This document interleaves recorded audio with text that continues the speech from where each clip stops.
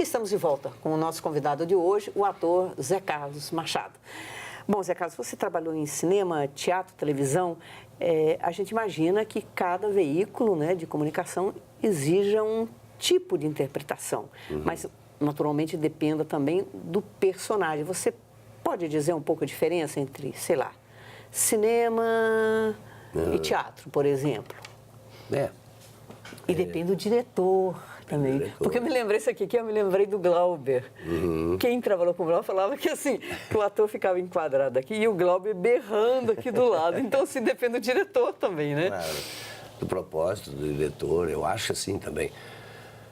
Eu fiz bastante cinema, tive sorte de pegar só gente muito boa, a Lúcia Mural, Beto Brandt. Agora eu vou fazer um filme com uma atriz aqui, inclusive, de BH, das origens do Galpão, do Grupo Galpão, a Bárbara, que é filha do Eduardo Moreira e da Inês Peixoto, e um diretor do Rio, e ele está até vindo para cá amanhã para a gente começar a ensaiar. É um tipo de arte mais artesanal, assim. No teatro também tem isso, mas você depende também muito do diretor, porque a gente pode fazer cenas aqui que depois, na edição, o resultado também depende do diretor. O domínio do ator é até a página 3 ou 4. A partir dali tem uma série de coisas que vão acontecer, e é claro que qualquer uma dessas artes, ou cinema, ou a televisão, e principalmente o teatro, é uma arte de equipe, que principalmente o teatro, eu acho que ele traz raízes assim fundamentais que, se o corpo social, se o corpo político, o corpo de liderança levasse em conta as raízes do que o teatro tem como princípio, porque o teatro começou em volta de um fogo, aqueles homens discutindo essas questões do dia, contando suas histórias, refletindo sobre como, né, em torno do fogo. Então é esse fogo sagrado que o teatro tem e que possibilita esse encontro e que acaba sendo uma questão em grupo. É um grupo.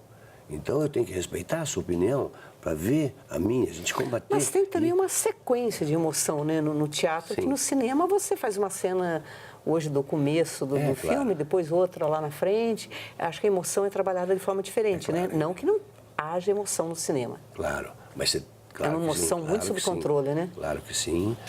Mas eu acho que tudo, na questão da interpretação, a origem, o celeiro mesmo é o teatro. É isso, contar a história. Eu gosto de contar a história. Qual é o melhor jeito de contar a história? Como é que essa personagem é fisicamente? Como é que é o tônus dela falar? Cada cena. Como que por exemplo, tinha citado aí a questão do Theo, na sessão de terapia, que era uma pessoa mais recatada, que ele tinha mais... É um esvaziamento, não é? É um esvaziamento, mas um esvaziamento que não é do ficar vazio. Eu tenho que estar presente. O que aquele outro ser está falando e que eu nem posso demonstrar minha emoção, também às vezes diz respeito a mim. Porque um terapeuta também é um ser humano. Às vezes ele está falando coisas, eu estou aprendendo com ele, inclusive. Mas eu tenho que observá-lo, ter o exercício de observar para absorver, para depois encontrar caminhos que possam ajudá-lo. Mas no caso do Theo, por exemplo, ele é o oposto do personagem que se desempenha na peça, o Big Daddy, o paizão, que tem aquela força patriarcal, destruidora, inclusive, né? O Theo já é uma coisa mais contida, né? Mais contida. É a interpretação que a Sônia Braga talvez tenha feito em Aquários, talvez? Eu achei assim, para baixo, assim, no sentido assim, desse esvaziamento que eu estou chamando, né? Eu achei interessante a interpretação dela, bem... Com certeza. Parece que é um nada, né? Até parece que é um nada, mas se você observar bem nos olhos, naquele texto... Você sabe que confunde, né? Eu vi pessoas comentando, mas a interpretação dela é assim. Não, a interpretação dela foi uma grande interpretação. É o que a gente chama, às vezes, no teatro, é uma grande interpretação e é minimalista. É, minimalista. Entendeu? É quase uma coisa como o Theo tinha também. Eu tive sorte também, não é? Assim como no teatro, depende de uma equipe, na questão da sessão de terapia, que eu fazia praticamente uma peça por dia. Né, e gravava, entrava no estúdio às 7, saía às 7h30. Era assim? Era mais ou menos que eu entrava e tinha que ficar. E tinha que chegar em casa e estudar o episódio do dia seguinte. Mas eu tinha uma equipe dirigida, né, magistralmente pelo Celton Mello, que é um garoto assim da mal quali, garoto, eu falo garoto, eu considero ele um garotão, meu irmão. Às vezes, Patota, como dizia a Leila Diniz, era boa, né? Às vezes chamam ele de filho, às vezes eu que sou o pai dele, e A às vezes Leila eu que sou o Diniz filho. dava muita importância para isso, para trabalhar com grupos onde ela se sentia à vontade. Onde você se sente à vontade e onde você confia. É importante essa questão dessa confiança. No teatro, eu acho que a gente pode se permitir até as fricções, né? Fricções de verdade, não, porque a gente vai mexer com essa questão do fogo e ela às vezes pede uma defesa de determinados pensamentos, de determinado tipo de ação, que o que é bonito é isso. Essas grandes diferenças e onde a gente pode estabelecer um objetivo com um propósito único, uma finalidade única. E às vezes a gente tem que encontrar esse equilíbrio para contar aquela história. No cinema, às vezes você grava uma cena ou 2 cenas por dia, ou até 3, mas você fica focado naquilo e o olhar do diretor é importante, e é importante para mim, quando eu faço cinema, ou os filmes que eu fiz, eu tenho que estar muito consciente do começo ao fim da história, porque como você disse, eu já comecei a fazer filme com a penúltima cena. Exatamente.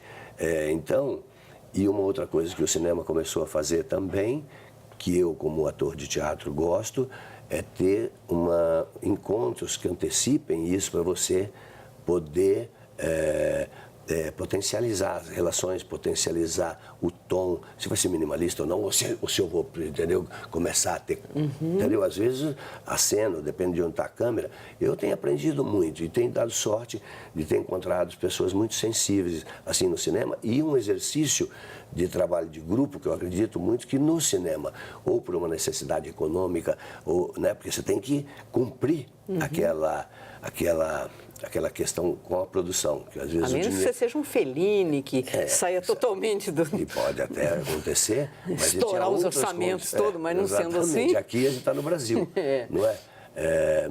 Então, eu acho que a gente pode desgastar emoções com o teatro até chegar à síntese e à essência daquilo que a gente está investigando para atingir um determinado fim. E às vezes a gente começa com uma perspectiva e durante esse processo eu mesmo posso me surpreender, porque esse processo de treinamento eu posso me contradizer e descobrir outras coisas. Agora, só uma coisa, televisão já é outra coisa, né? Televisão...